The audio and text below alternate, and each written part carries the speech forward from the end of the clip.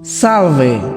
Berkenaan dengan dosa menghujat roh, saya akan bacakan dari Katekismus Gereja Katolik nomor 1864. Kerahiman Allah tidak mengenal batas, tetapi siapa yang dengan sengaja tidak bersedia menerima kerahiman Allah melalui penyesalan, ia menolak pengampunan dosa-dosanya dan keselamatan yang ditawarkan oleh Roh Kudus. Ketegaran hati semacam itu dapat menyebabkan sikap yang tidak bersedia bertobat sampai pada saat kematian dan dapat menyebabkan kemusnahan abadi.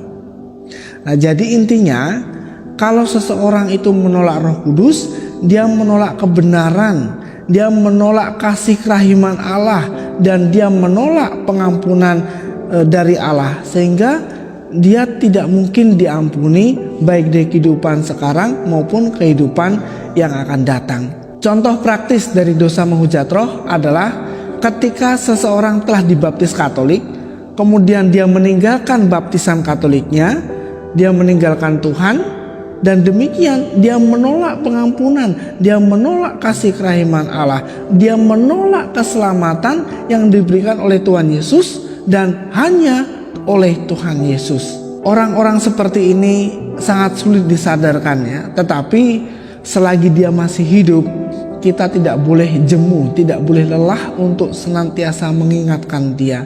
Ya, siapa tahu hatinya terbuka dan kembali kepada Tuhan. Ada lagi satu pertanyaan yang harus dijawab. Kalau menghujat Roh Kudus itu tidak terampuni, lalu mengapa menentang Anak Manusia akan diampuni? Padahal yang namanya Tritunggal Maha Kudus itu kan tidak bisa dipisah-pisahkan. Mari kita lihat dalam Injil Matius bab 12 ayat 32. Apabila seorang mengucapkan sesuatu menentang Anak Manusia, ia akan diampuni. Tetapi jika ia menentang Roh Kudus, ia tidak akan diampuni. Di dunia ini tidak, dan di dunia yang akan datang pun tidak.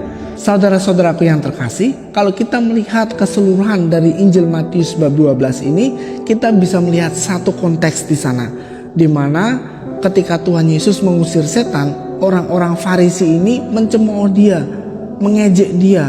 Mereka mengatakan, dengan Beelzebul, penghulu setan, dia mengusir setan. Nah, ini sebuah ejekan, sebuah hinaan yang ditujukan kepada Tuhan Yesus.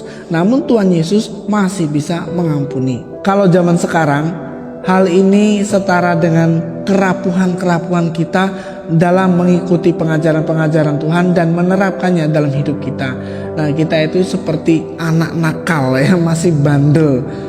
Nah, kalau kita menyadari hal ini dan mau untuk memperbaiki diri, berjuang untuk bertobat, pasti pengampunan akan tersedia bagi kita.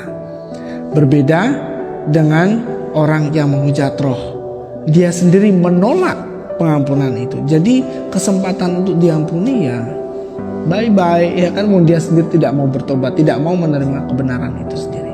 Semoga penjelasan ini dapat membantu untuk mengerti tentang dosa menghujat Roh Kudus. Tuhan memberkati.